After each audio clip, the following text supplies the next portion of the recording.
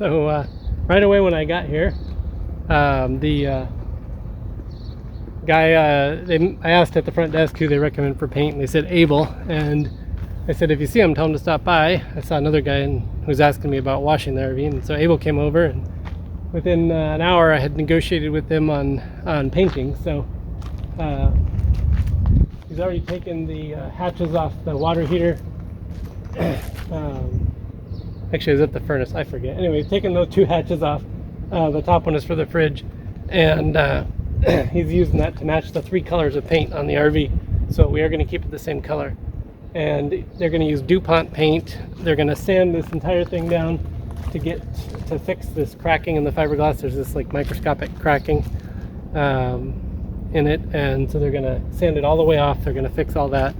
They're going to finish off the repairs that I've done so that they are perfect. And they're going to do just 2 sides, well, and around the corner here where this other repair is. So they're going to do the front and this side, and they're going to finish it off with 8 coats of clear, 4 and then sand, and then 4 more. And yeah, but they're not going to do, because there's no need, we're only going to do above the hatches actually, because below the hatches is still in really good shape. So so that gives you an idea of what they're doing. That includes finishing out this repair I did over here, where this is a very typical thing you see on these RVs, is a little crack right where the slide is, and I refiberglassed that. So anyway, so the quote on all that, or the negotiated price I should say, it wasn't his original price, but I negotiated $3,300 to completely repaint 2 sides. That'll also include up at the top corner of the RV, the little trim between the front cap and the fiberglass is kind of coming loose, so they're going to also fix all that and recaulk it. And so really visually every little thing on this RV, because the other 2 sides are in really good shape still. These 2 sides took a lot of sun in Arizona. That's how it was parked for several years, and so that's why that is. So anyway, yeah, $3,300, and she'll be looking beautiful. Now they did quote me $6,000 to repaint the entire RV 100%, which is very tempting, but just really didn't have budgeted $6,000. I had budgeted $3,000, so I went $300 over my budget to get it looking perfect. So I'm okay with that.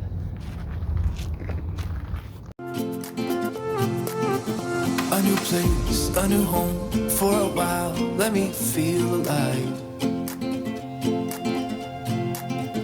Nothing to hold me back. Take my time, just enjoy the ride. A new man passing by. Life is good, best I've ever felt.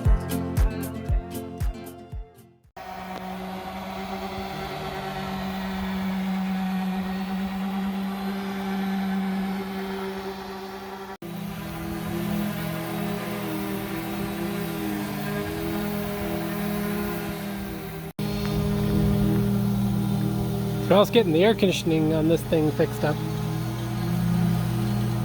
I have a hard time understanding the guy exactly, but I assumed there was a leak or something going on, and he was describing something to me. They got to go get a part, and so it's a little more money, but I'm sure it's way cheaper here than anywhere else, so just glad to have that fixed too.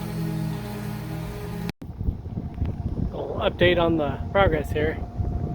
Got this side all sanded down. They've worked their way around the front. We've added a little more to the scope of work.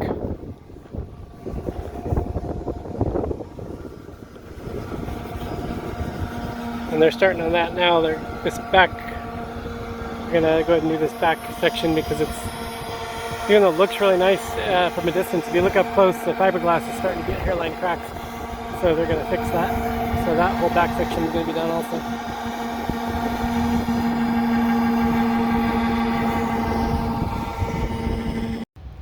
Okay, the first sanding is done on the fin here. Now they're gonna do a little of the fiberglass touch up and the primer and that kind of stuff, I'm pretty sure.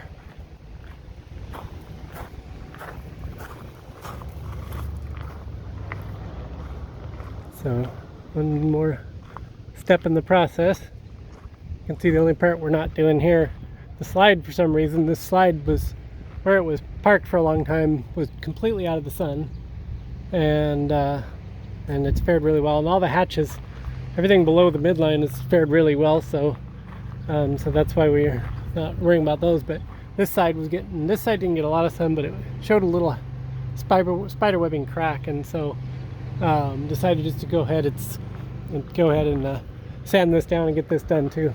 And then the back, even though it did get quite a bit of sun, for some reason it's held up really well. So just at the very top, and we're refinishing the top, so so everything above about the window where the green tape is, that's where they're gonna repaint that. So I would say something along the lines of 80% of the RV. So, well, knowing that you can't bring meats and produce and stuff back in the US too easy, I had a half a rack of ribs in there, so I figured Sunday the guys probably aren't coming to work on the RV, so got the smoker out, the Traeger, and put the ribs in there. I just turned it to smoke. I assume we're going to start seeing some smoke soon. Either way, the ribs are on there cooking, and so do a little half rack of ribs today. It's been pretty consistently windy, and I'm wanting to save my paddleboarding for like super calm. I'm pretty good on a paddleboard, but it's like kind of open sea, so I'm not gonna like go out in the ocean with like swells and stuff and think I'm gonna be stand-up paddleboarding successfully. So wait until like a nice calm morning or something. But it's been pretty consistently windy, which feels good. It's nice to walk around. It's beautiful. It's just not really paddleboarding weather. So one thing about this RV park is that, and the power supply, I've noticed that some of the spaces have 50 amp breakers and some of them have 30 amp breakers. They all have 30 amp patterned receptacles. So I was even a little worried when I first got here. I was on a 50 amp. And I was a little worried that that my adapter here, it's not nearly as heavy wiring. I was a little worried about that, but I just kind of took it easy on the power. But now I'm officially on a 30 amp breaker. So now is when my theory on the solar is actually working out really well, because I'm not running anything on anything that runs through the inverter and the batteries is not connected to the 30 amp service here. That's independent, and the solar's been powering it. And I was curious how much the smoker was going to use, because it plugs in to like light the pellets. So I didn't really know what was involved in that. I'm trying not to have too much wind noise here, but anyway, so with the smoker going, I checked the power, and I had the ice machine going also, and actually the solar, even just the 400 watts, powering everything in the RV, the ice machine and the smoker. So that's kind of nice. So I can see the smoker doesn't use that much, because the ice machine actually uses a fair amount of power, and usually uses up most of what the solar generates when you run the ice machine. So that tells me that little guy doesn't use hardly anything. So yeah, anyway, that's working, because I did actually still pop the breaker once. I wasn't thinking about it, and I left the inverter being powered by the 30 amp service, and I had the hot water heater running on electric, and I had the air conditioning running. I used the microwave, and of course, combine all that, it popped the 30 amp breaker. So the 30 amp is enough to run the huge AC this thing has, and still run the electric water heater, so I'm not using any propane. And then the solar is, now I can always turn something off on that end and power up the batteries if I need to, but the solar's been holding its own and keeping everything else powered, so that's great. The only thing I have to do is, if I'm going to do laundry, I switch the water heater off right before I turn on the washer dryer, because then that would be presuming the washing dryer is going to use any hot water, I guess, but that way the water heater doesn't try to kick on while the dryer is going and the air conditioner is running, and that might kick the breaker also. So really, with the way I got her set up here, 30 amp is enough to stay completely comfortable and run everything for the most part, and keep the air conditioning going. Even though it's not that hot here with the direct sun on the RV, I mean, I think with almost every RV I've had, this has kind of been the case, that if you're in direct sunlight, you are barely keeping it colder than the outside air. I mean, just from the heat load, that you get from the sun if you're down, we're really far south like I am. So yeah, it's only like 80 degrees, and it's like 80 degrees inside with the air conditioning full blast. It's kind of crazy, but that's just from the sun on the RV. So I could leave all the windows open and run that big fan, but in my experience, it would stay about 5 degrees warmer than the outside. So I could probably hold 85 in there, but it's kind of a little more humid right here on the coast, and even 80 feels pretty warm when you get some humidity mixed in. So really, I'm pretty happy just to have air conditioning on.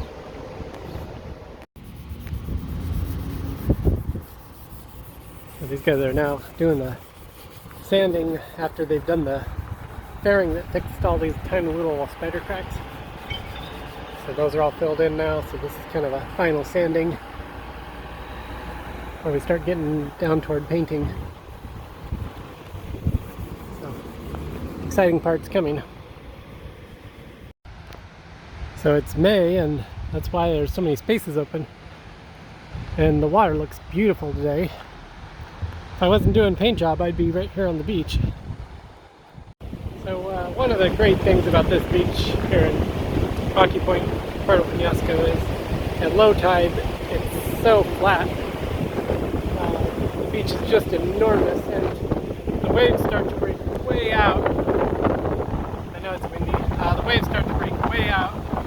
And you get these big, long waves. Now they're not big waves because of the nature of this area, but you don't see big waves too often. But for like boogie boarding, body, whatever they call it, that'd be really fun, and just to play in the waves.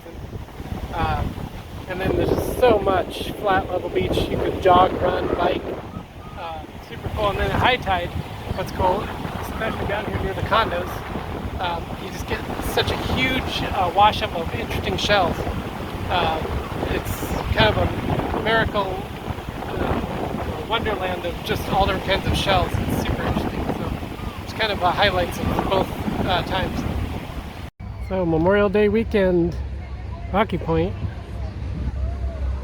Huge difference from the middle of the week.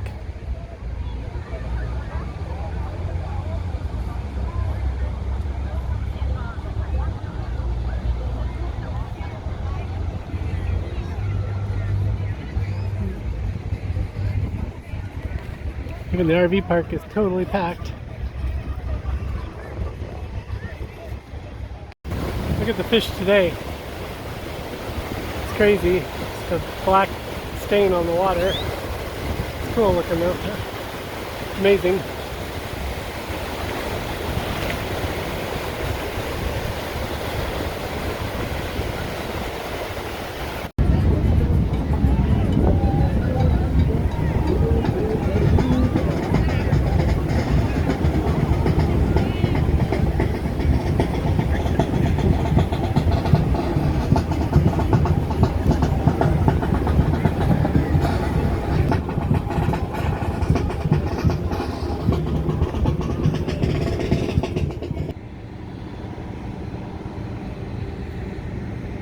Where all the shrimping and fishing boats park. Their little port here in Rocky Point, Puerto Penasco, is not particularly big. We've got all the fishing boats here, and then across the way you can see the masts way down there. That's where the Cabreras Marina is. That's where you can take your personal sailboats and powerboats, and they have a travel lift there, so you can haul out there. I don't know the exact size of the travel lift there. Yeah, I'll have to look up or ask around about the exact size of travel lift at the Cabrera. I know they pull out some decent sized catamarans. Looks to me though that it's not quite, like my old boat Leopard 48, 25-foot beam. I don't think they go quite that wide. It looks like they're probably a couple feet under that, but most of the smaller catamarans, I mean, I saw them already on the hard up here, so they can haul out here. Not a bad place, super close to the U.S. Nothing really special, but just convenient location. So I walked today from the RV park all the way kind of around the harbor. I'm actually right here where all the fresh fish, where they sell the fresh fish and shrimp and everything. All different sellers down this street right here, and it's just right where all the boats are. So I've been here once before, a year or two ago anyway. yeah, it's just a nice little fish market. So a nice thing if you haul out here in Rocky Point, you know, you're hauling out right across the harbor here, and if you don't mind a little walking, you can walk that way to where there's tons of restaurants and the great beach, and you can walk this way past the fish market and get into kind of the classic you know, town of Rocky Point. And yeah, it's a little walking either way, but really you could be hauling out a boat here and have a good time for sure. I'm assuming anyone can fuel up here. There's a fuel dock here. If you want to do any fun adventures, you leave from here also.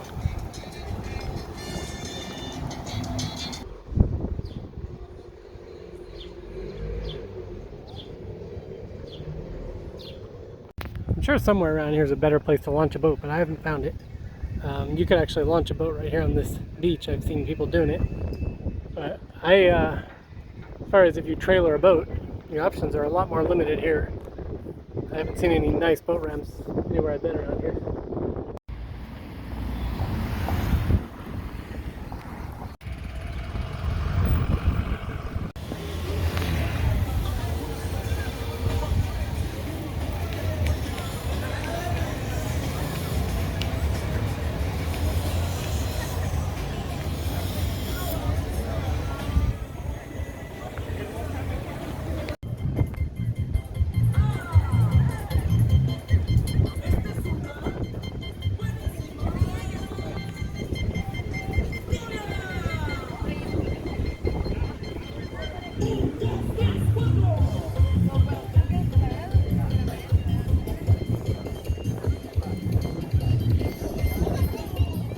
Okay guys, I found it.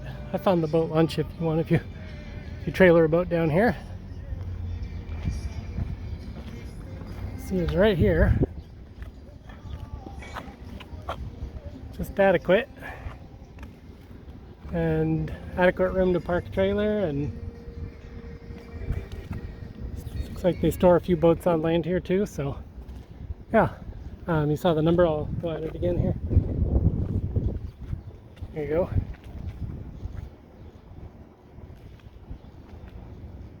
So yeah, this looks like a good option for Rocky Point. This place is for sale, guys. Right across from the boat ramp. Boat and RV trailer storage. Kind of a nice looking little place. It's got covered parking on both sides. And then there's a little shop here, a store. Interesting, huh?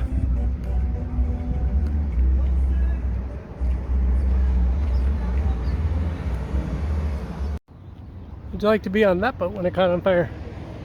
Dang. Hopefully it happened on land, not on the water. This is kind of a cool looking little boat, isn't it? I mean, I think it was probably a tour boat, but it's a nice size for a home conversion, and it's got solar power at the top.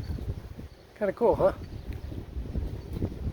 I don't know exactly how seaworthy. Looks pretty decent. It's got a pretty deep transom. I don't know. Interesting, huh? It says for sale too. Interesting.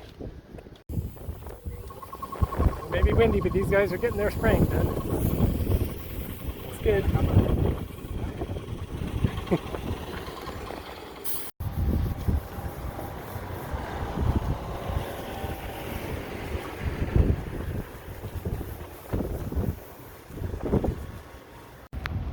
Yes, I really thought they were going to be good to go on paint today, but they just keep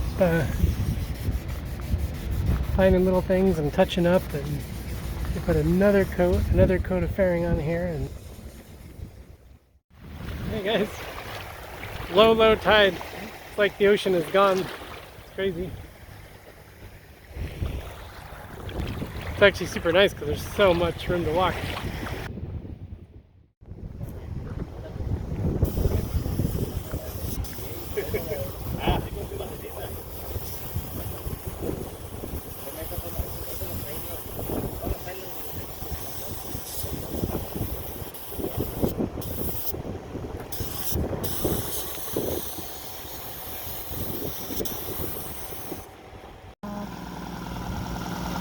First paint color going on.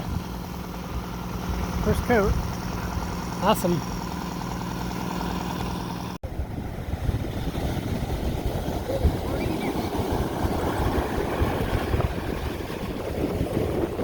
Yeah, I about missed high tide, but you can see how freaking high the water came. Really a high tide today, and it was a really low tide this morning. It's crazy the difference.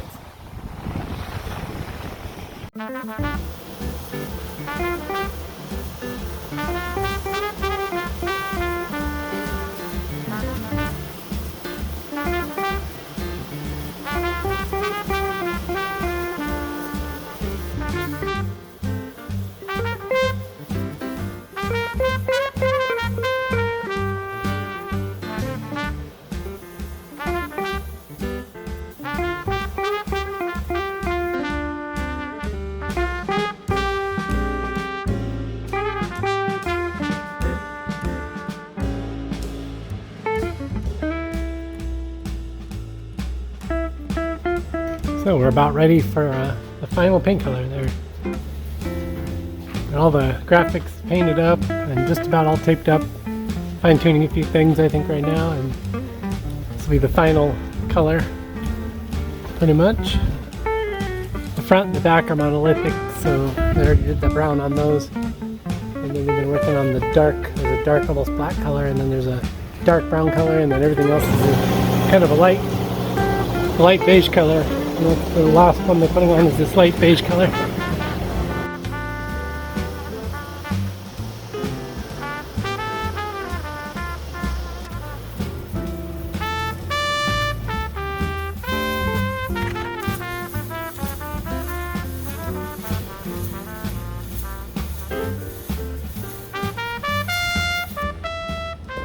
So we're finally getting so close on this paint job.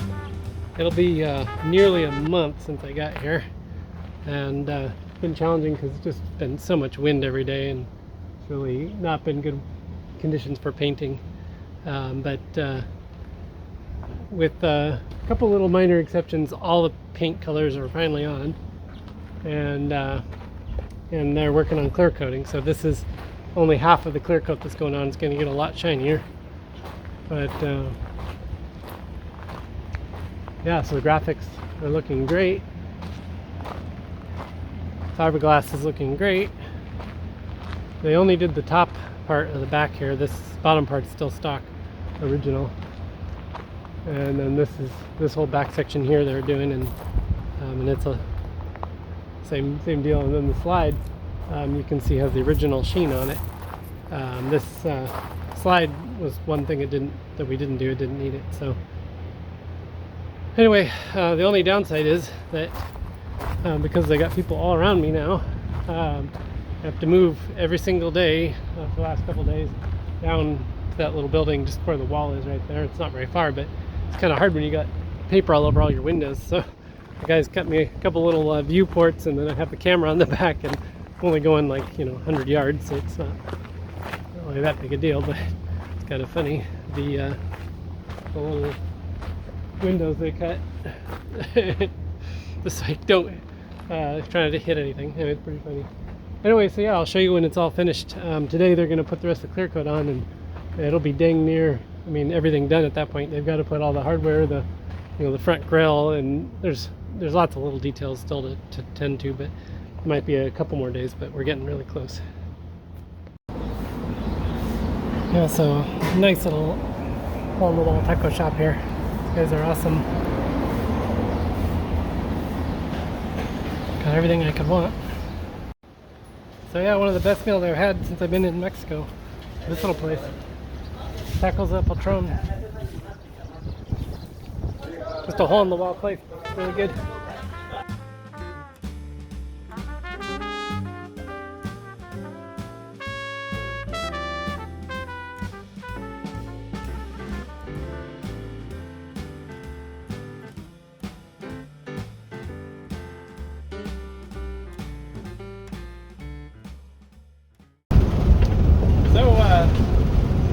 Finally wrapped up in Mexico and just hit the road, heading across the desert to Sonoita and across the border.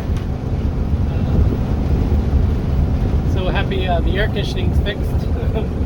because June in Arizona is pretty miserable in an RV. So, but so far the air conditioner is working good, so that's nice. RV's running good.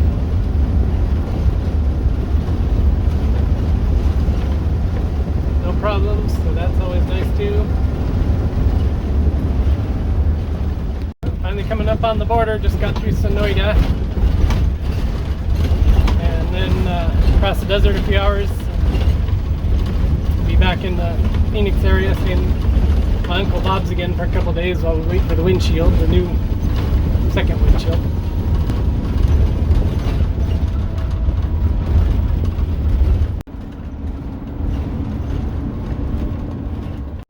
Yeah, so just about rolled through the border. They just took a quick look at my passport, scanned it, asked if there's anyone with me. I said no, and said have a nice day. So can't ask for any more than that. Just cruising right on through. And yeah, normally it can get kind of busy down there and take a while, but today was so nice. Timed it real well. Anyway, just got to cruise through some beautiful desert now.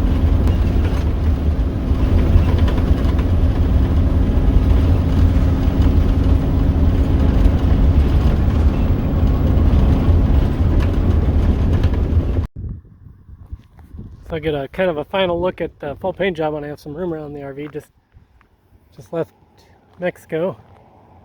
It's not totally cleaned up. I kind of was bummed that they didn't actually wash it, but they said they don't have a contract with the RV park to be allowed to wash. Other people have that, and I didn't feel like paying any more money, so she's not super clean, but still. All the stuff they painted is absolutely brilliant.